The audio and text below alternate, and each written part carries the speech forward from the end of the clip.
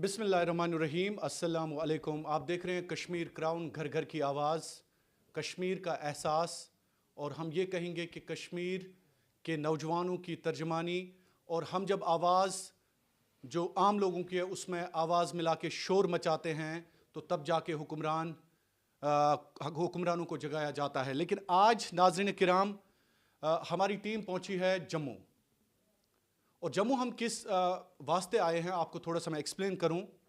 गुज़िश्ता 1 साल से लगातार जिस शख्स को हम इंटरव्यू करने के हवाले से मदऊ कर रहे हैं कश्मीर अपने स्टूडियो, लेकिन वो शख्स आज तक कश्मीर क्राउन से भागते रहे, कश्मीर क्राउन से डरते रहे, हमारे सवालों का सामना नहीं किया।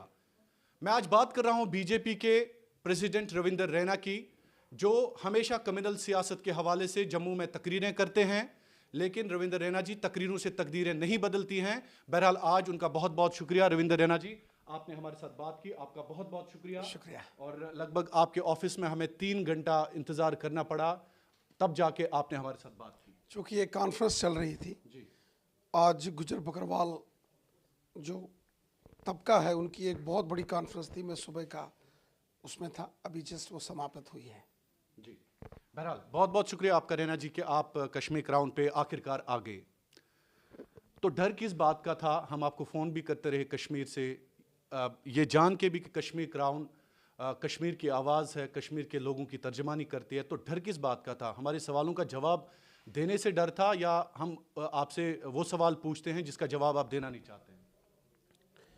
कश्मीर क्राउन के साथ मैंने एक लंबी गुफ्तगू बारामूला में की थी सबसे पहले। बिल्कुल, पहला इंटरव्यू था आपका। पहला इंटरव्यू था मेरा, और मैं खुद वहाँ बारामूला आया था, शहीद मकबूल शेरवानी साहब के जो उनके मकबरे पे शहादत के दिन मैंने उनको अकीदा पेश किया था। और उसके बाद भी कई बार टेलीफोनिकली जो आप इंटरव्यूज़ करते हैं, बिल्कुल बिल्कुल, उसमें मैंने अपनी राय आपके एक बार चैनल में रखी है। एक बार दिया। और अलबत्ता बहुत बार जब मैं कश्मीर के दौरे पर आता हूँ, वहाँ मीडिया को एड्रेस करता हूँ, या कोई बड़ी कॉन्फ्रेंस होती है, पार्टी की कोई बड़ी मीटिंग रैली होती है, और आपके नुमाइंदे भी वहाँ आते हैं, तो वो भी मेरे से सवाल पूछते हैं। बिल्कुल, मैं मीडिया की बहुत ज़्यादा रिस्पेक्ट करता हूँ, मैं नामा निगारों की, जर्नलिस्ट की, रिपोर्टर्स की बहुत रिस्पेक्ट करता हूँ, क्योंकि हमारे मुल्क के जमहूरी निज़ाम का ये चौथा सबसे मजबूत तरीन पिलर है। और एक जमहूरी निज़ाम में मीडिया का एक खूबसूरत रोल है, एक बेशकीमती रोल है, एक बहुत सिग्निफिकेंट रोल है, और जिस रोल को आप बाखूबी अदा कर रहे हो, इसलिए मेरी हमेशा से ही। रैना जी, मैं चाहूँगा कि हम ये इंटरव्यू जो है एक उस मुद्दे के हवाले से करें, उस मसले के हवाले से करें जो जम्मू कश्मीर में मसले चल रहे हैं अभी। तो आपका बहुत बहुत शुक्रिया कि आपने कहा कि कश्मीर क्राउन के नुमाइंदों से मैं बात करता रहता हूँ। सबसे पहले रैना जी, मेरा सवाल ये है, पहला सवाल, और मुझे उम्मीद है कि आप गुस्सा नहीं होंगे, आप हमारे सवालों का जवाब देंगे। जो भी लोगों के इल्ज़ाम हैं, आप उन इल्ज़ामात का जवाब आज देंगे।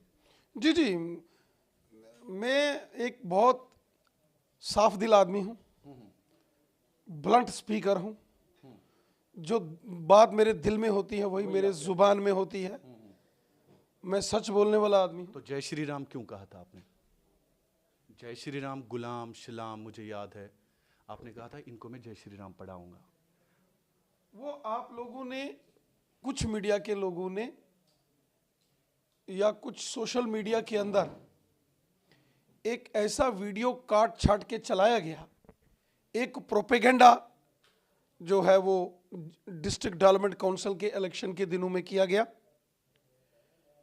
जब कश्मीर घाटी में गुपकार अलायंस बना, और गुपकार अलायंस की जब श्रीनगर में मीटिंगें हुई, उसके बाद वो जम्मू आए, तो जम्मू में गुपकार अलायंस के लीडरों ने, डॉक्टर फारूक अब्दुल्ला साहब, महबूबा मुफ्ती जी, और जो बाकी के लोग थे, सजादुल्लोन साहब, तारेगामी साहब, तो जम्मू में आके इन गुपकार अलायंस के लीडरों ने कहा, जम्मू के डोगरे हमारी शान हैं, हमारी जान हैं, हम इनके लिए अपनी जान कुर्बान कर रहे हैं। अच्छा कहा ना।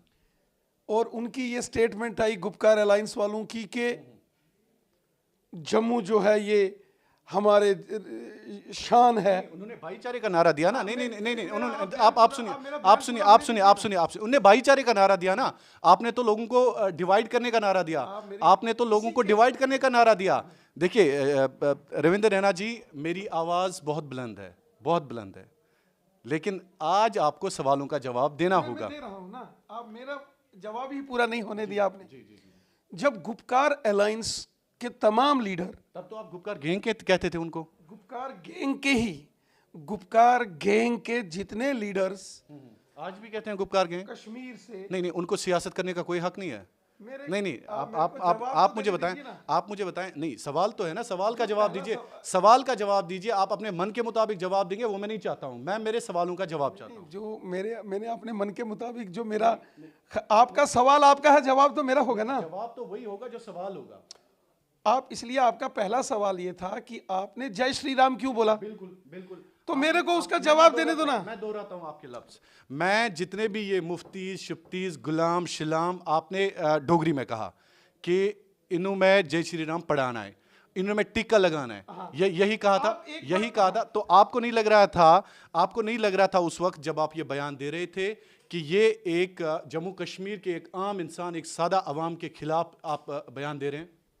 आप आराम से मेरे को इसका जवाब दे दीजिए, जब मेरा जवाब पूरा हो। लगता है कि आपको गलती होगी, आपको लगता है कि वो गलत नारा आपने दिया, आपको लग रहा है कि गलत नारा दिया।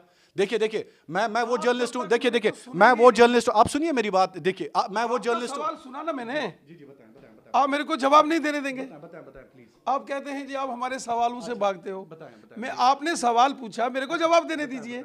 आपको सवाल पूछने का हक है, मेरे को जवाब देने का हक। बताएं जवाब। जय श्री राम क्यों कहा आपने? जब गुपकार गैंग की कश्मीर के अंदर मीटिंग हुई और उन्होंने वहां बहुत अनाप शनाप बोला, चीन की मदद से वो 370 को वापस लाएंगे, पाकिस्तान की ओर देखने लगे और तिरंगा झंडा नहीं उठाएंगे, इस प्रकार के जब अनाप शनाप उन्होंने बोला तो उसकी एक जबरदस्त रिजेंटमेंट जम्मू में हुई। तो आप मजहबी जवाब देंगे? आप मेरा जवाब पूरा होने दीजिए।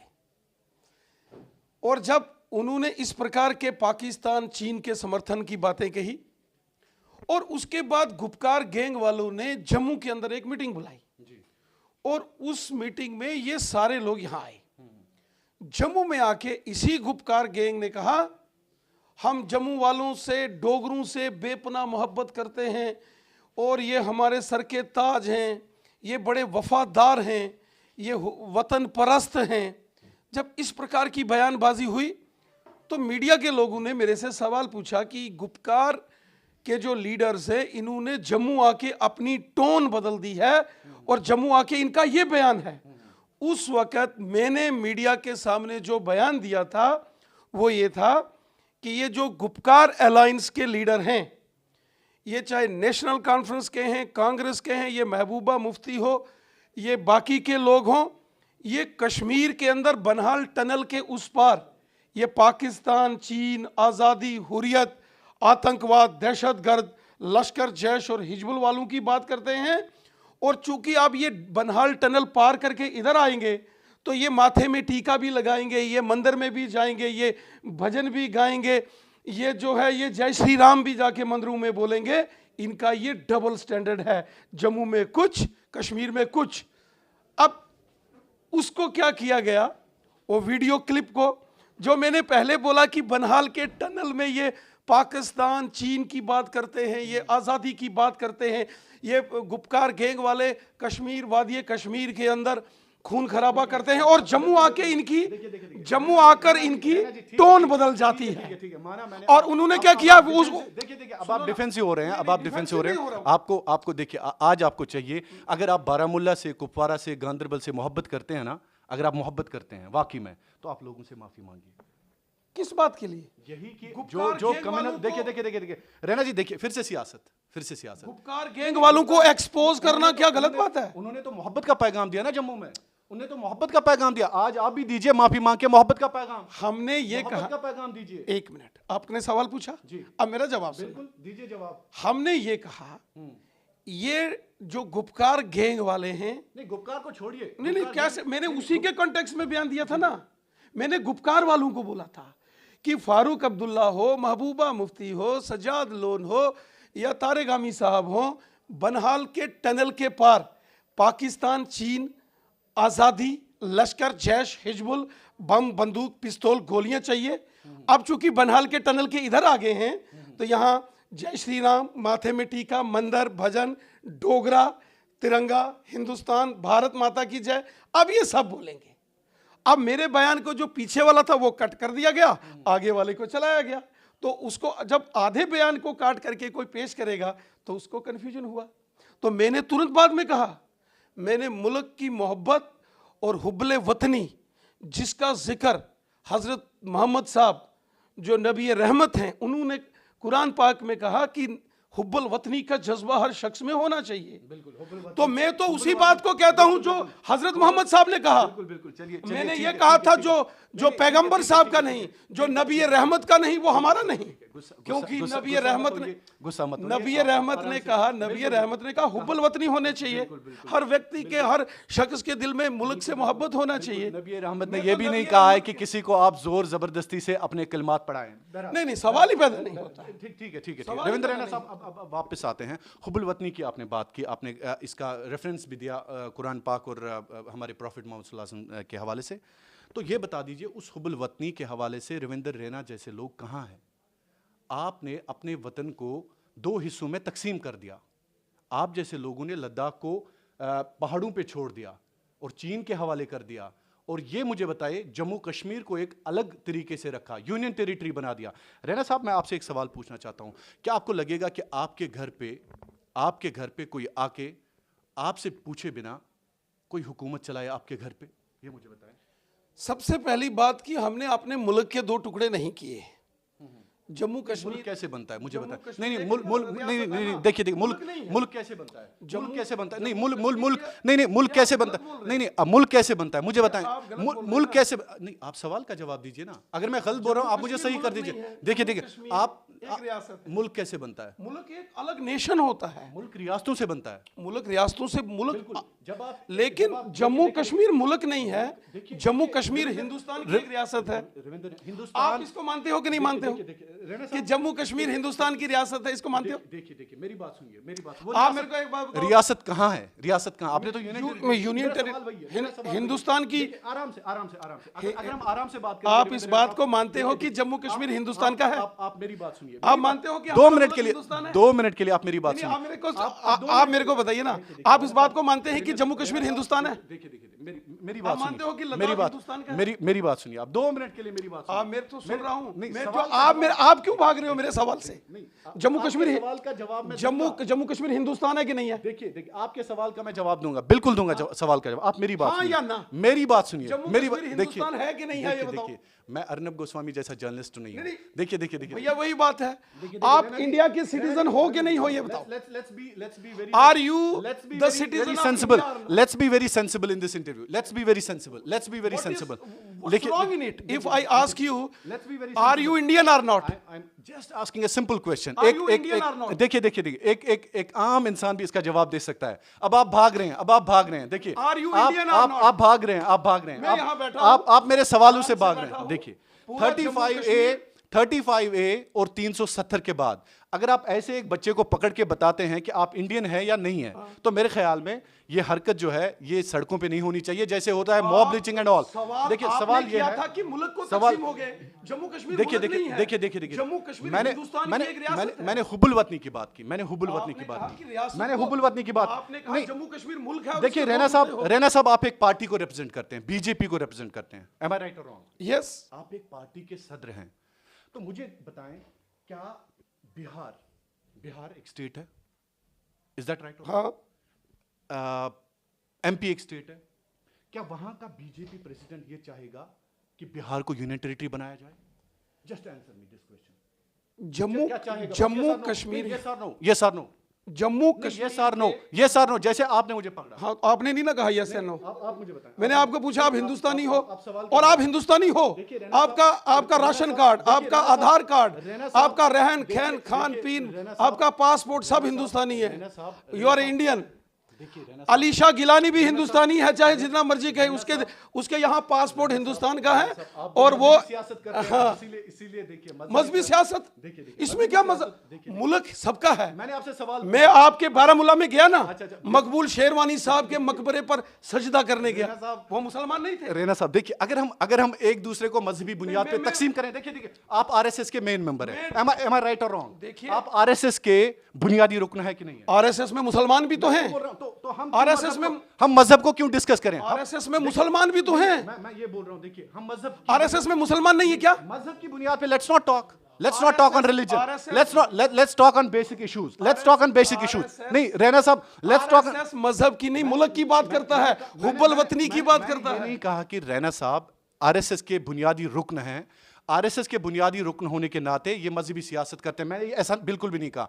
मैंने ये कहा कि क्या बिहार का बीजेपी का प्रेसिडेंट ये चाहेगा कि मोदी जी और अमित शाह उनके बिहार को यूनियन टेरिटरी बनाए, हाँ या ना? अगर वहां के हालात जहां जैसे यहां जम्मू कश्मीर में थे और वहां के हालात डिमांड करते तो वो भी कहते। तो हालात ये हमें समझा दीजिए, आम लोगों को समझा दीजिए। देखिए आम लोगों को समझा दीजिए। आज I want Ravinder Raina to explain this thing to the common people of Jammu and Kashmir कि आज आप हालात को ढाल बना रहे हैं। एम आई राइट और रॉन्ग? यस, हालात को ढाल बना रहे हैं, इसीलिए आपने यूनियन टेरिटरी बना दी। करेक्ट जी बताएं। जम्मू कश्मीर जिसका एक्सेशन 26 अक्टूबर 1947 को भारत के साथ हुआ, और वो एक्सेशन हुआ इंडिया इंडिपेंडेंट एक्ट 1947 के आधार पर, और वो उस इंस्ट्रूमेंट ऑफ एक्सेशन में जो प्रिंसली स्टेट्स थे उनको एक ही राइट था कि या तो वो हिंदुस्तान के साथ जाएं या पाकिस्तान के जाएं, और ये हक महाराजा को था, जो प्रिंसली स्टेट का बादशाह था, उसको ये हक था। तो महाराजा हरि सिंह बहादुर ने 26 अक्टूबर 1947 को जम्मू कश्मीर का एक्सेशन, इल्हाक पूरे तरीके से हिंदुस्तान में किया, और जम्मू कश्मीर हिंदुस्तान का हिस्सा बन गया। लेकिन पाकिस्तान की नीयत बदली, पाकिस्तान ने जम्मू कश्मीर पर हमला किया। मीरपुर, मुजफ्फराबाद, कोटली, भिम्बर, बाग, पलंदरी, देवा, बटाला, मैं आपकी आवाम को सुना रहा हूं ना। नहीं, वहां हिस्ट्री नहीं। देखिए वो तो आवाम को पता है, कि हिंदुस्तान और पाकिस्तान ने जंग रिक्वेस्ट करता हूं, आप 2 घंटे इंटरव्यू लीजिए, आप मेरे को 2 घंटे इंटरव्यू करिए, 5 घंटे इंटरव्यू करिए, आपने जो सवाल पूछना है पूछिए, लेकिन जो मेरा जवाब है मेरे को कंप्लीट करने दीजिए। एक अच्छे जर्नलिस्ट की ये कार्य नहीं होता वो जवाब ना देने। नहीं, मैं जवाब दूंगा। आपने जो पूछा, यूनियन टेरिटरी आपने हालात की बुनियाद पे बनाई। हालात क्या थे इतने? बताता रहा हूँ ना, आप हालात से कितना तंग आ गए थे रविंद्र? बता रहा हूँ ना, आपको यूनियन टेरिटरी बनानी पड़ी। ओके, आप हालात से हार गए थे क्या? राइट। अब मैं जब तक पूरा जवाब देता, मुझे पूरा यकीन है एज ए सीजन्ड जर्नलिस्ट आप बीच में इंटरप्ट नहीं करें। गुस्सा नहीं, आप मेरे को जवाब नहीं ना देने दे रहे। Let me talk, let me speak. अब तो मेरे right to express my views को रोक रहे हैं। बिल्कुल नहीं, आपका शो है। तो जब पाकिस्तान ने जम्मू कश्मीर पर हमला कर दिया, मुजफ्फराबाद, मीरपुर, कोटली, भिम्बर, बाग, पलंदरी, सब जगह खून खराबा कर दिया। पुरानी बात है ना, वो तो पुरानी बात। उसके बाद फिर नेहरू का भी वो बयान आएगा लाल चौक का। देखिए एक मिनट, मैं आपकी बात कर रहा हूं, आपके शासन की बात कर रहा हूं। मोदी जी, अमित शाह जी और रविंद्र रैना जी, मोदी जी, अमित शाह जी और रविंद्र रैना जी, आप 3 लोग जो हैं, क्या आप हालात से तंग आ गए जम्मू कश्मीर में? आपने नहीं, तंग नहीं आ गए। मैं आपको देखो, मैं फिर वहीं से शुरू कर रहा हूं, यहां आप नहीं सुनना चाहते। आप एक इंडिपेंडेंट 2 मिनट के लिए आप न्यूट्रल जर्नलिस्ट होके बात करिए। मैं तो जर्नलिस्ट हूं। आपको क्या लग रहा है? मैं नहीं हूं। आपको क्या लग रहा है? बात नहीं ना करने दे रहे। तो जब पाकिस्तान ने, जो इस समय जिसको पाकिस्तान आजाद कश्मीर कहता है, हकीकत में वो गुलाम कश्मीर है, और पाकिस्तान के नाजायज कब्जे में है, वो भी हिंदुस्तान का हिस्सा है। वहां का रहने वाला हर शहरी हमारा है, हिंदुस्तानी है, मेरा भाई है। पाकिस्तान ने जब हमला करके इन तमाम मीरपुर, कोटली, भिम्बर, बाग, पलंदरी, मुजफ्फराबाद पर हमला किया, लाखों लोगों को कत्ल किया पाकिस्तानियों ने, और पाकिस्तान की फौज आगे बढ़ते बढ़ते उड़ी से आगे आई। बारामूला शहर की आबादी 13,000 थी 1947 में। 11,000 लोगों का कत्ल पाकिस्तानियों ने बारामूला में किया, जिसमें ज़्यादातर लोग मुसलमान थे। और वहीं मोहम्मद मकबूल शेरवानी साहब जैसे एक जांबाज हमारे मुल्क के वतन परस्त सिपाही, उन्होंने पाकिस्तानियों को रोका। उन्होंने वहां नारा दिया था, पाकिस्तानी खबरदार, हम कश्मीरी हिंदुस्तानी है तैयार। लेकिन वो जुल्म सितम होता गया और करते करते पाकिस्तान को ये हजम नहीं होता था कि इतनी बड़ी रियासत जम्मू कश्मीर जो मुस्लिम मेजॉरिटी है, ये क्यों हिंदुस्तान के साथ और क्यों शांति है। और फिर 1999-90 का वो दौर जो आपने देखा, बिल्कुल, कश्मीर से 5 लाख कश्मीरी पंडितों को बंदूक की नोक पर निकाला, बम बंदूक पिस्तौल गोलियां। टाइम कम है मेरे पास। अगर मेरे पास आना था टाइम लेके आना था। ठीक है बताएं। जब कश्मीर में बम बंदूक पिस्तौल गोलियां आ गई, कश्मीरी पंडितों को बंदूक की नोक पर कश्मीर से मारा, सरला भट्ट को आरे से इधर से चीर के खन्नाबल चौक में लगाया, टीकालाल टिपलू जी को गोलियां मारी। मुसलमान भी मरे ना, मुसलमान, आपने खुद कहा। इसके बाद आ रहा हूं, पंडित प्रेमनाथ भट्ट जी के हाथ काट दिए। ऐसे हजारों की तादाद में कश्मीरी पंडितों को कत्ल किया गया। और कश्मीर के अंदर ही जो वतन परस्त हुब्बुल वतनी का जज्बा रखने वाले जो हमारे मुसलमान भाई हैं, उनका कत्ल किया गया। कश्मीर के अंदर वो हालात पैदा किए और कश्मीर से कश्मीरी पंडित उन्होंने भी हिजरत की, वो भी माइग्रेट हुए और मुसलमान भी वहां से माइग्रेट हुए, सिख भी हुए। मेरे को सबकी तकलीफ है, मैं सबकी बात करता हूं। और धीरे धीरे धीरे एक ऐसा महास बना दिया गया, एक साइन ऑफ इंटरोगेशन लगा दिया गया। और कहीं पत्थरबाजी, आर्मी के कैंपों पर पत्थरबाजी, ग्रेनेड हमले, इस प्रकार के। और जम्मू कश्मीर के आगे एक सवालिया निशान लगा दिया गया। और हमारा ये मौकफ था कि जम्मू कश्मीर के अंदर अमन, टॉकिंग रैशनल, ठीक है, मैं एक्सेप्ट, प्यार, मोहब्बत सब मिलके रहे जम्मू कश्मीर में। देखिए वो हालात थे। तो 2021 में या 2020 में 19 में आपको यूनियन टेरिटरी क्यों बनाना पड़ा जबकि हालात काबू में थे? यूनियन टेरिटरी इसलिए बनाया, जम्मू कश्मीर के अंदर मैं खुद एमएलए रहा हूं, मैं 2014 में एमएलए जीता। बिल्कुल। जम्मू कश्मीर के अंदर इतने कॉन्स्टिट्यूशनल ब्लंडर्स किए हुए हैं, इतने सिस्टम में खराबी है, इतनी लूट खसूट चोरियां डकैतियां हैं। आम इंसान, उसमें हिंदू है या मुसलमान है, जम्मू का है या कश्मीर का है, डोगरा है या कश्मीरी है, गांव का है या शहर का है, शर्मा है या खान है, वो फर्क नहीं, वो सबके साथ ये बहुत बड़ा इनजस्टिस था। किस लिहाज? नहीं, थोड़ा सा लेट्स बी प्रैक्टिकल। ठीक है, बातों के बगैर ये बताएं कि कैसे था। राइट, पूरे हिंदुस्तान के कानून यहाँ जम्मू कश्मीर में नहीं लागू होते थे। बिल्कुल, जैसे पूरे मुल्क में राइट टू एजुकेशन एक्ट है। फिर तो आपको रैना साहब देखिए इंडिया में राइट टू एजुकेशन एक्ट था। आप इसके बाद इंफॉर्मेशन कहेंगे। जम्मू कश्मीर में राइट टू इंफॉर्मेशन एक्ट लेकिन आप पास किया पार्लियामेंट ने, वो यहाँ नहीं लागू होने दिया। यहाँ की हुकूमतों ने। आई एम सॉरी, फिर आपकी नॉलेज शायद कम है, शायद आपको नहीं पता। देखिए, मुझे पता है आप आपने इंटरनेशनल रिलेशन, मुझे पता आपने इंटरनेशनल रिलेशंस में पोस्ट ग्रेजुएशन की है, आप फौजी रहे हैं, आप आरएसएस के बुनियादी रुकन हैं, मुझे आपके बारे में सारी नॉलेज है। आप नौशेरा कॉन्स्टिट्यूंसी से है, आपने डीडीसी इलेक्शन हाल ही में हारा वहां से। मैंने जीता है वहां से, यही तो आपके पास इंफॉर्मेशन की कमी है। अच्छा बताएं। नौशेरा कॉन्स्टिट्यूंसी में 3 सीटें हैं। नहीं, मनोहर सिंह जी शायद नौशेरा वेस्टर्न सीट से जीते हैं। अच्छा, वो जीते हैं, आपको हराया। नौशेरा वेस्टर्न से। अच्छा, आपको हराया। सेरी, लंबेड़ी, सियोट और सुंदरबनी भारतीय जनता पार्टी ने जीती हैं। अच्छा, आपको हराया मनोहर सिंह ने। फिर वही बात है, जो संगीता शर्मा जीती हैं, कहां से जीती हैं? जो राजिंदर शर्मा जीते हैं, कहां से जीते हैं? बिल्कुल। वो कहां से जीते हैं? अच्छा, एक सीट क्यों हार गए? अब ये वोट लोगों ने वोट डाले होंगे। 2014 में जिस एरिया से मेरे को 2300 वोट मिले थे, वहां मैंने 8000 वोट लिए। बात हम जम्मू कश्मीर की कर रहे थे, यूनियन टेरिटरी की कर रहे थे। एजुकेशन के हवाले से मैं आपको रैना जी बता दूं कि सुनिए ना, जी राइट टू एजुकेशन एक्ट, जिसमें आम गरीब मजदूर का बच्चा पढ़ेगा, मैंडेटरी एजुकेशन है, उसको हमारे हुक्मरानों ने यहाँ लागू नहीं होने दिया कि 370 है। लेकिन जब सर्व शिक्षा अभियान लगाना हो, जब प्रधानमंत्री आवास योजना लगानी हो, जब आपको स्वच्छ भारत मिशन लगाना हो, जहाँ से आपको माल मिलेगा, वो तो रातों रात लगा दोगे सेंटर का कानून, क्योंकि फिर कहोगे 370 है, लेकिन जब राइट टू एजुकेशन एक्ट बच्चों को एजुकेशन दोगे। माना माना माना। आप मेरे को एक सवाल और है। आप बच्चों के लिए करते हैं, आप बच्चों के लिए करते हैं, आप बेरोजगारों के लिए करते हैं, मुझे बताएं तब्दीली क्या हुई, तब्दीली क्या हुई, मुझे एक पहले आपका सवाल का मैं पूरा जवाब दूंगा जी। राइट टू एजुकेशन एक्ट जैसे कानून जिससे आम हिंदू मुसलमान, हिंदू का भी बच्चा पढ़ेगा, मुसलमान का भी पढ़ेगा, मैंडेटरी है, वो लागू होना चाहिए था, इन्होंने नहीं किया। गुज्जर बकरवाल जो जम्मू कश्मीर में 100% मुसलमान हैं, they are Muslims, Gujjars and Bakarwals, they are scheduled tribes. पूरे हिंदुस्तान में एसटी को, गुज्जर बकरवालों को पॉलिटिकल रिजर्वेशन है।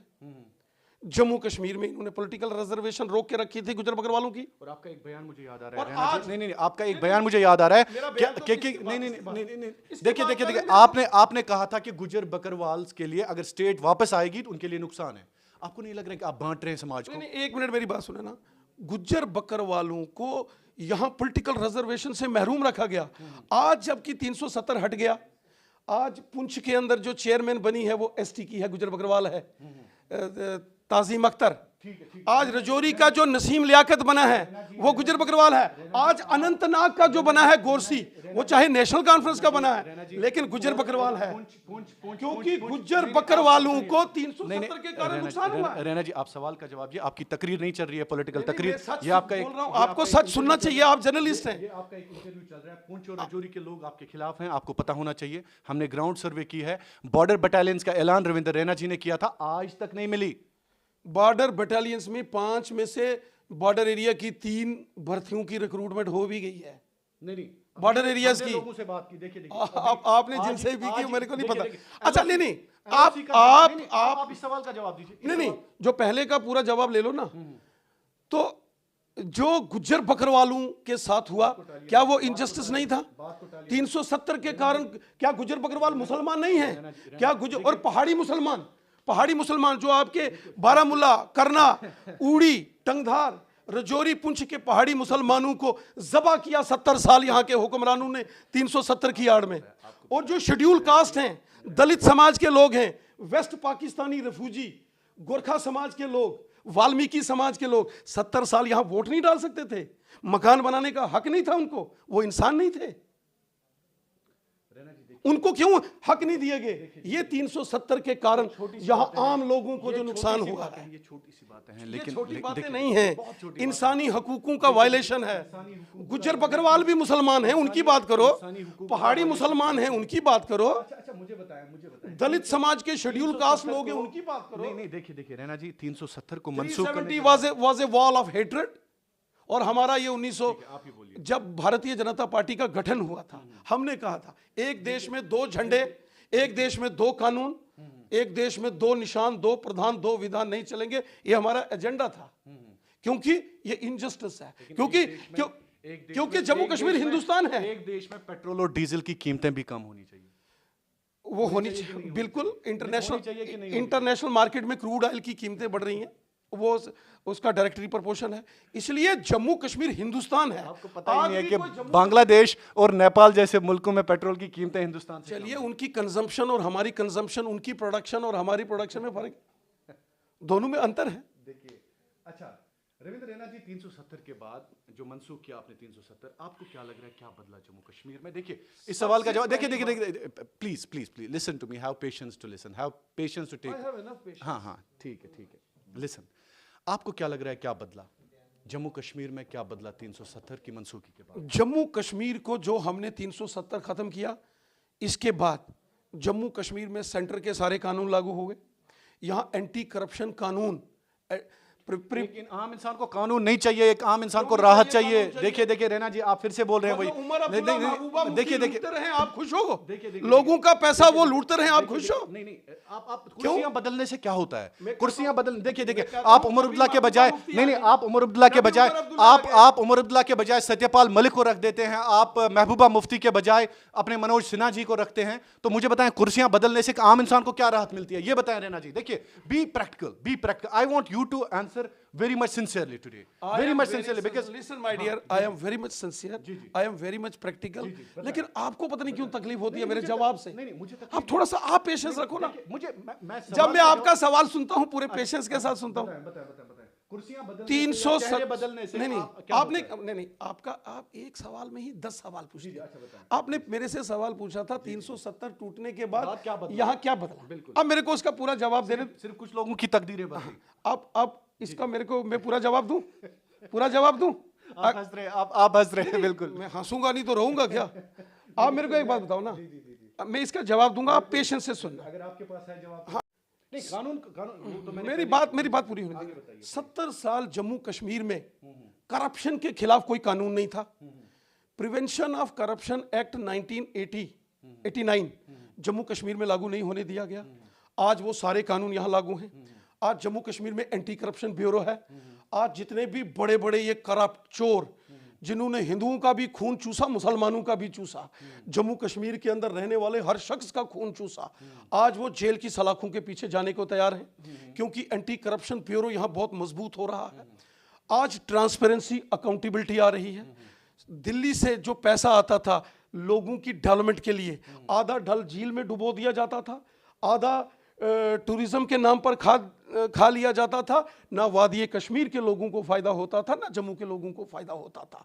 यहाँ 370 की आड़ में सिर्फ करप्शन की गई, लूट खसूट की गई, धांधलियां की गई। 370 और करप्शन का क्या वास्ता है Raina ji? I don't understand. थोड़ा सा मुझे भी समझा दीजिए। मैं एक जर्नलिस्ट हूँ, आप ही की रियासत से बिलोंग करता हूँ। करप्शन कानून नहीं लागू होने दिया जो हमारे पार्लियामेंट का कानून था। पहले ही करप्शन के खिलाफ बहुत सारी एजेंसीज काम कर रही थी ना। मैं कहता हूँ बताओ किसको फांसी हुई, किसको चाहते हैं करप्ट इंसान को फांसी? बिल्कुल, करप्शन जो गरीबों का खून चूसेगा उसको फांसी नहीं होनी चाहिए। जो गरीबों को हक लूटेगा, जो गरीबों के विजय माल्या को फांसी दीजिए। उसको होगी ना, उसको भी होगी। उसको दीजिए ना। कानून हिंदुस्तान का, हमारे मुल्क का कानून सबके लिए बराबर है। हमारे मुल्क का कानून दुनिया का सबसे बेहतरीन कानून है। हमारे मुल्क जैसा कोई नहीं हो सकता है, और ये सारे लोग जानते हैं। इसीलिए आज एंटी करप्शन लॉ, आज जम्मू कश्मीर में खुशहाली है। 370 टूटा, एक पत्थर नहीं चला, एक पत्थर। आप सिर्फ लफ्जों के जरिए जवाब देते हैं। थोड़ा सा जुबान को देखिए, थोड़ा सा जुबान को इधर उधर करके आप जवाब देते हैं। वही अल्फाज दोहरा के आप हमारे व्यूअर्स को शायद मोटिवेट करना चाहते हैं, लेकिन हमारे व्यूअर्स जो हैं, मेरे ख्याल में इस बात का फैसला होंगे ना। मेरे लोग हैं उसमें, आपके व्यूअर्स में मेरे वोटर भी हैं। देखिए तो व्यूअर्स फैसला करेंगे खुद की। रविंदर रैना जी सही बोल रहे हैं कि गलत बोल रहे हैं, बिल्कुल फैसला करेंगे। बहरहाल गुलाम नबी आज़ाद जो हैं सियासी लिहाज से आज ऐसा कहा जा रहा है कि बीजेपी के काफ़ी करीब हैं। तो क्या रविंदर रैना जो प्रेसिडेंट है बीजेपी के, आपको लग रहा है कि आज़ादी चाहते हैं आप? देखिए, ये इंडिविजुअल फैसला होता है इंसान का कि वो किस पार्टी में जाएगा, वो किस किस्म का काम करना चाहता है। प्राइम मिनिस्टर मोदी साहब ने गुलाम नबी आज़ाद साहब की तारीफ की जब वो लोग राज्यसभा में रिटायर हुए, तो कांग्रेसियों को हजम नहीं हुआ, क्योंकि कांग्रेस में सिर्फ एक खानदान की सुनी जाती है। जिसके पीछे गांधी नेहरू खानदान लगा होगा, कांग्रेस में वही टिक सकता है, दूसरा आदमी कांग्रेस में नहीं रह सकता। अब प्राइम मिनिस्टर साहब ने उनकी रिटायरमेंट पर उनकी तारीफ की, तो कांग्रेसियों को खुश होना चाहिए था कि हमारे एक बड़े नेता की प्राइम मिनिस्टर साहब ने तारीफ की है। उल्टा वो उनके पीछे पड़ गए। आपको लग रहा है कि कुछ दाल में कुछ काला है? जब हमारे मुल्क के प्राइम मिनिस्टर थे लाल बहादुर शास्त्री साहब, उन्होंने एक बार पार्लियामेंट में अटल बिहारी वाजपेयी साहब की जबरदस्त तारीफ की, और उनको कहा कि एक दिन होगा कि आप मुल्क के वजीर आजम बनोगे। और जैसे अटल बिहारी वाजपेयी साहब आए, बीजेपी के हजारों वर्कर्स ने उनका वेलकम किया, माला डाली, वाह वाह हमारे लीडर की, प्राइम मिनिस्टर साहब ने तारीफ की। और जब 1990 का दौर आया, यूनाइटेड नेशन में जम्मू कश्मीर के ऊपर पाकिस्तान ने रेजोल्यूशन लाया। नरसिम्हा राव साहब हमारे मुल्क के प्राइम मिनिस्टर थे, तो नरसिम्हा राव साहब को खुद जाना था, वो कांग्रेस के लीडर थे, कांग्रेस और मुल्क के प्राइम मिनिस्टर थे। उन्होंने वाजपेयी साहब को बुलाया, और अटल बिहारी वाजपेयी साहब यूनाइटेड नेशन की उस मीटिंग में गए 1992 में, और ज़बरदस्त तरीके से उन्होंने पाकिस्तान की धज्जियां उड़ाई कि पाकिस्तान जम्मू कश्मीर की आवाम का कातिल है, पाकिस्तान गुनाहगार है। और जब वाजपेयी साहब यूनाइटेड नेशन से तकरीर करके वापस आए, नरसिम्हा राव साहब वाजपेयी साहब को रिसीव करने इंटरनेशनल एयरपोर्ट गए। तो बीजेपी ने खुशी बनाई कि प्राइम मिनिस्टर ने हमारे लीडर की तारीफ की, लेकिन कांग्रेस में उल्टा हो रहा है, क्योंकि कांग्रेस में एक ही खानदान की चलती है। बहरहाल रैना जी, आपको पसीना बहुत आ रहा है मेरे ख्याल में, आप ये इंटरव्यू के दौरान नहीं, इंटरव्यू के दौरान नहीं, ये इंटरव्यू हमने बड़े दिए हैं। मैं नेशनल मीडिया हो, इंटरनेशनल लेवल का मीडिया हो, गांव का मीडिया हो, शहर का मीडिया हो, मैं मीडिया या नेशनल मीडिया से हमें कोई लेना देना नहीं है, लेकिन हमें लग रहा है कि आपके चेहरे नहीं, मैं बहुत खुश हूँ। माथे पे बहुत पसीना है। एटलीस्ट माथे पर पसीना शहरों के माथे पर होता है, और इसलिए हमारी पहचान है कड़क बात करना, ठोक बजा के बात करना, दमदार बात करना, सच बोलना। और मैं बोलता हूँ, बोलता रहूंगा। ये भी इल्जाम है कि आप मजहबी बुनियादों पे कपड़ों का इस्तेमाल भी करते हैं। नहीं, ऐसा नहीं है। मैं एक ब्रह्मचारी हूँ, बाल ब्रह्मचारी हूँ, और मेरे इस सारे इस पॉलिटिकल ये जो सारा इस समय जो मेरे ऊपर रेस्पॉन्सिबिलिटीज़ है, एक वक्त के बाद मेरे को संन्यास लेना है। मैं सन्यासी परंपरा से हूँ। चलिए मजहबी मामलात में मैं इंटरफेयर नहीं करूँगा, तो मेरे ख्याल में वही ठीक रहेगा। इंजीनियर रशीद से आपको बहुत डर है, क्योंकि असेंबली के दौरान भी आपने इंजीनियर रशीद पर हमला किया था। अपने जो भाजपा के साथी हैं वो अकेला था, आप भीड़ में थे, और उनने कहा फिर कि बीजेपी को आदत है कि भीड़ के जरिए एक आम इंसान और बेगुनाह इंसान को, वो इंजीनियर रशीद का बयान था तब। आज भी डर है आपको इंजीनियर रशीद से? गुज़श्ता 2 सालों से लगातार 1 साल से इंजीनियर रशीद जेल की हवा काट रहे हैं, तो आपको नहीं लग रहा है कि आपके साथी हैं वो भी अपनी आइडियोलॉजी चला रहे हैं कश्मीर में? उनको हक नहीं है बात करने का इंजीनियर रशीद को? सबको बात करने का हक है, लेकिन मुल्क से गद्दारी करने का हक किसी को नहीं है। अच्छा, वो बात करें तो गद्दार, आप बात करें तो वफादार। हम अगर नहीं, अगर उसमें अगर मैं मकबूल शेरवानी साहब के मकबरे पर जाके सजदा करता हूं, तो वो भी तो मुसलमान हैं, वो मेरे दिल में बसते हैं। नहीं, ये सर्टिफिकेट जरूरी बीजेपी वालों के पास ही है कि कौन वफादार है कौन गद्दार है? जो पाकिस्तान की बात करता है वो गद्दार है, जो मुल्क की, हिंदुस्तान की और तिरंगे झंडे की बात करता है वो वफादार है। अच्छा, ठीक है। इसलिए जो गद्दार है उसको तो कानून सजा देगा, जो वफादार है तो उसको हम और आप सलूट करेंगे। तो हिंदू पाक रिलेशंस के हवाले से आप आग बगोला हो रहे हैं। आप बोल रहे हैं कभी कि गोली चली तो गोला दाग देंगे, टैंक चला तो तोप दाग देंगे। वो मारे हैं ना हमने, हम मारते हैं। हमारे बॉर्डर पर पाकिस्तान की तरफ से गोली आती है, इधर से गोला छोड़ते हैं। मुझे बताएं कि अब इस वक्त रिलेशंस में थोड़ा सा एक किस्म का सुधार आ रहा है। रविंदर रैना जैसे लोग जो इसके खिलाफ हैं कि इन 2 मुल्कों की दोस्ती नहीं होनी चाहिए या इन 2 मुल्कों का रिश्ता मजबूत नहीं होना चाहिए, क्या कहेंगे आप? नहीं, मैंने कभी नहीं कहा कि पड़ोसी मुल्कों के साथ दोस्ती नहीं होना चाहिए। ये अटल बिहारी, अगर ये मसला हल होता है जम्मू कश्मीर का, तो हिंदुस्तान और पाकिस्तान जम्मू कश्मीर का मसला में आपका चैनल अगर कोई इमरान खान भी सुन रहा हो, मैं उसके कान खोल कर उसको एक बात बता देता हूं, जम्मू कश्मीर कोई मसला नहीं है, पूरा का पूरा जम्मू कश्मीर हिंदुस्तान का है। जम्मू कश्मीर अगर कोई मसला है तो पाकिस्तान के नाजायज कब्जे में जो मुजफ्फराबाद, मीरपुर, कोटली, भिम्बर, बाग, पलंदरी, नीलम वैली, गिलगित बल्टिस्तान, देवा बटाला है, वो हमने वापस लेना है। इमरान खान को मैं आपके चैनल के माध्यम से कहता हूं, हमारा एरिया खाली करो, हमारे हवाले करो। इमरान खान से कोई रिश्ता नहीं है, मेरी चैनल के जरिए मत कहिए, आप खुद कहिए। यूट्यूब पर डालते हैं, यूट्यूब पर दुनिया देखती है। मोदी जी के जरिए कहलवा दीजिए।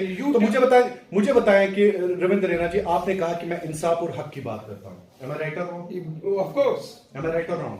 बिल्कुल आप राइट हो। तो आपको याद होना चाहिए, आपकी रजौरी के 3 लड़के एक फेक एनकाउंटर के दौरान मारे गए थे, और रविंद्र रैना जी ने उस वक्त ये बयान दिया था। आई विल रिमाइंड यू, अगर आपको याद नहीं है, बिकॉज आप हमेशा अपने बयानों से मुकरते हैं। फिर आपने कहा था कि आर्मी के खिलाफ एफआईआर नहीं लगना चाहिए। तो रविंद्र रैना, नहीं, सुनिए, आप तो नकार रहे हैं पहले से ही इसको। आपने ऐसा क्यों कहा, और आपको क्या लग रहा है कि ऐसी बात आपको शोभा देती है कि आर्मी के खिलाफ एफआईआर नहीं होना चाहिए? देखिए, इंडिविजुअल गलत हो सकता है, आर्मी का मेजर गलत हो सकता है, सीओ गलत हो सकता है, सिपाही गलत हो सकता है, इंस्टीट्यूशन गलत नहीं हो सकता है, इदारा आर्मी का गलत नहीं है, लेकिन आर्मी में काम कर रहे हैं लोग तो गलत हो सकते हैं ना, जो फेक इनकाउंटर कर सकते हैं। सबसे पहले मैं आपकी जानकारी के लिए, फॉर योर काइंड इंफॉर्मेशन जी, शायद तमाम पॉलिटिकल पार्टीज में से मैं पहला शख्स हूं जो तीनों के घर गया। आप भी नहीं गए होंगे? नहीं, हम गए, हमारा रिपोर्टर गया। नहीं, आप नहीं गए होंगे, आपका रिपोर्टर गया होगा, आप नहीं गए। रिपोर्टर तो गया, वो चाहे हाजी यूसुफ साहब हैं, चाहे पीडी के नाले के उस पीडी, कोटरंग का तो बहुत दूर है भाई साहब, आपको तो उस गांव का नाम नहीं मालूम है, मेरे को मालूम है, क्योंकि पैदल पैदल पहाड़ चढ़ के 2.5 घंटे पैदल चढ़ के उन तीनों के घर में गया, और उनको जो फाइनेंशियल असिस्टेंस जो मेरे as a political party leader होने के नाते से हो सकता है, वो जो मेरा हक था, जो मेरी जिम्मेवारी थी, वो मैंने निभाई। मैं उन तीनों के घर में गया, जम्मू कश्मीर के ऑनरेबल लेफ्टिनेंट गवर्नर साहब तीनों के घर में गए। और उसके बाद हमारी आर्मी की सबसे बड़ी खूबी है कि आर्मी हमारी इंसाफ पसंद है, जस्टिस है, लॉ अबाइडिंग इंस्टीट्यूशंस है। आर्मी ने जो भी कल्प्रिट थे, गुनाहगार थे, उनके खिलाफ कार्रवाई की है। इसीलिए आपने कहा था मैं इंसाफ पसंद था, हूं और मरते दम तक रहूंगा। मैं सच बोलता हूं। हाँ, किसी को नहीं पसंद होता है तो उसमें मेरा कसूर नहीं है, लेकिन सच बोलना मेरा काम है, वो मैं बोलता हूं। रविंदर रैना जी, मेरे ख्याल में आपको बहुत सारे मुद्दों पर काम करना होगा। बेरोजगारी हद से ज्यादा बढ़ रही है जम्मू कश्मीर में। आपके नारे, आप वादे वफा अभी तक नहीं कर सके, ये आम लोगों का कहना है। एक नौजवान का नारा है कि बीजेपी आज तक जम्मू कश्मीर में नाकाम ही रही है। नहीं, बीजेपी जम्मू कश्मीर में सबसे कामयाब पॉलिटिकल पार्टी है। डिस्ट्रिक्ट डेवलपमेंट काउंसिल के इलेक्शन में हमें 9 लाख से ऊपर वोट मिला, जबकि गुपकार वालों को इकट्ठा कर दो तो 5 लाख वोट है उनका। हमें 76 सीटें मिली हैं। बीजेपी सिंगल लार्जेस्ट पार्टी है। वोट परसेंटेज के हिसाब से बीजेपी सबसे बड़ी पार्टी है। बीजेपी और इंडिपेंडेंट्स को मिला दोगे तो 14-13 के करीब करीब आपके डिस्ट्रिक्ट डेवलपमेंट काउंसिल्स के चेयरमैन बनते हैं। कश्मीर के अंदर भी हमारे बहुत सारे बीडीसीज जीते, सरपंचेस जीते, और पहली बार डीडीसी के इलेक्शंस में हमने कश्मीर में खाता खोला। जम्मू रीजन में हमने क्लीन स्वीप किया, और आने वाले असेंबली इलेक्शंस के बाद आप देखेंगे, बिल्कुल, चाहे जम्मू रीजन है, चाहे वादी कश्मीर है, चाहे वादी कश्मीर है, हम क्लीन स्वीप करेंगे। जम्मू कश्मीर में अगली सरकार बीजेपी की होगी। जम्मू कश्मीर का चीफ मिनिस्टर बीजेपी का होगा। 100%। जिस तरीके से बीजेपी का ग्राफ बढ़ रहा है, मेरे ख्याल में ब्रेकिंग 100% बीजेपी का चीफ मिनिस्टर होगा। 100% फेस कौन है बीजेपी? जिस तरीके से लोग, देखिए बीजेपी के अंदर हर व्यक्ति फेस है। बीजेपी के अंदर तब कद्दावर नेता है हमारे पास। जब नरेंद्र मोदी साहब अभी नहीं आए थे तो कोई सोचता था ये प्रधानमंत्री होंगे, वो प्रधानमंत्री बने। लेकिन जिस तरीके से हमको जम्मू रीजन से और वादी कश्मीर से अवाम का प्यार मोहब्बत हमको मिल रहा है, और लोगों को लग रहा है कि जिस तरीके से मोदी सरकार ने गरीबों के, मजदूरों के, किसानों के, दर्दमंदों के, जरूरतमंदों के काम किए हैं, चाहे वो फार्मर्स हैं उनके खातों में पैसे आ रहे हैं, गांव गांव में आज गरीब लोगों के मकान बन रहे हैं, स्वच्छ भारत मिशन के तहत टॉयलेट्स तो बाथरूम्स बन रहे हैं। प्रधानमंत्री जो आयुष्मान भारत की योजना है, गोल्डन कार्ड्स, 1 साल में एक परिवार को इलाज के लिए 5-5 लाख रुपया मिल रहा है। दुनिया के किसी मुल्क के अंदर ये स्कीमें नहीं है। आज चाहे वो रोड इंफ्रास्ट्रक्चर, इस वक्त टाइम बहुत कम है, और मुझे पूरा यकीन है कि बीजेपी थंपिंग मेजॉरिटी के साथ हम जम्मू कश्मीर के अंदर असेंबली इलेक्शंस जीतेंगे। अगला चीफ मिनिस्टर बीजेपी का होगा, और हमारा मिशन, पार्टी के साथ क्या रिश्ता है? हमारा मिशन, हम मेरी पार्टी बीजेपी है। अपनी पार्टी जो वो अता बुखारी साहब की पार्टी है, कोई उमर अब्दुल्ला की पार्टी है, कोई महबूबा मुफ्ती की पार्टी है, कोई सज्जाद लोन की पार्टी है, वो उनसे हमारा क्या लेना देना। हम अपनी ताकत के ऊपर 50 से ऊपर सीटें जीतेंगे। बीजेपी का चीफ मिनिस्टर होगा, और हमारा मिशन होगा जो मोदी साहब का मिशन है, सबका साथ, सबका विकास, सबका विश्वास। हम मोहम्मद मकबूल शेरवानी साहब के, मास्टर अब्दुल अहद लोन साहब के ख्वाबों को पूरा करेंगे। हम डीएसपी मोहम्मद अयूब पंडित, एसएचओ फिरोज अहमद डार, एएसआई अब्दुल रशीद शाह, चौधरी मोहम्मद औरंगजेब, अल्ताफ हुसैन जैसे लोग जिन्होंने मुल्क के लिए कुर्बानियां दी, इशरत मुनीर जो पुलवामा के अंदर शहीद हो गई, खुशबू जान जो हमारी बहन थी वो शोपियान के अंदर शहीद हो गई। हम इन तमाम जो परिवार हैं, इन लोगों के ख्वाबों को पूरा करेंगे। अमन चैन भाईचारे से काम करेंगे, हिंदू मुस्लिम भाईचारा काम करेंगे। ये हमारा मुल्क सबका है। अगर आप जय श्री राम का नारा ना दें, मैंने फिर वही बात, आप मेरे उस इंटरव्यू को पूरा सुने। ठीक है। अगर मैं नबी रहमत के फरमान की बात करता हूं तो आपको इसको भी हाईलाइट करना चाहिए कि जो नबी रहमत का नहीं वो हमारा नहीं, क्योंकि नबी रहमत हजरत मोहम्मद साहब ने कहा था, हुब्बल वतनी, जिस मुल्क में रहते हो उसके लिए आपके दिल में जज्बा होना चाहिए। हमारा मुल्क है हिंदुस्तान, हमारा झंडा है तिरंगा। नबी रहमत के फरमान के मुताबिक हमको तिरंगे झंडे से और हिंदुस्तान से मोहब्बत करनी है। मैं तो नबी रहमत के फरमान को मानने वाला आदमी हूं, जो नबी का नहीं वो मेरा नहीं। बहुत बहुत शुक्रिया आपका, बहुत बहुत शुक्रिया रविंदर रैना जी। तो बात कर रहे थे बीजेपी के प्रेसिडेंट रविंदर रैना जी। टफ क्वेश्चंस हमने पूछे, ऑल्दो इनने कुछ सवालों का जवाब टाल मटोल देकर दिया। अच्छे से हमने इनसे पूछा था कि 370 के बाद जम्मू और कश्मीर में अगर कुछ बदला तो क्या बदला। बहरहाल इनको उस चीज का जवाब या उस सवाल का जवाब इनसे हमने अच्छे से नहीं सुना। बहरहाल हम कोशिश करेंगे कि नेक्स्ट टाइम जब रविंदर रैना जी कश्मीर की गलियों या सड़कों पर आए, हम इनका सामना करेंगे, हम इनसे सवाल पूछेंगे। नेक्स्ट टाइम भी ऐसे ही इसी लहजे में कोई कमी नहीं आएगी कश्मीर क्राउन की सहाफत में। आपका बहुत बहुत शुक्रिया कश्मीर क्राउन देखने के लिए। नासिर कासरू और आशिक मीर ने इस इंटरव्यू में मेरा साथ दिया, आप दोनों का भी बहुत बहुत शुक्रिया।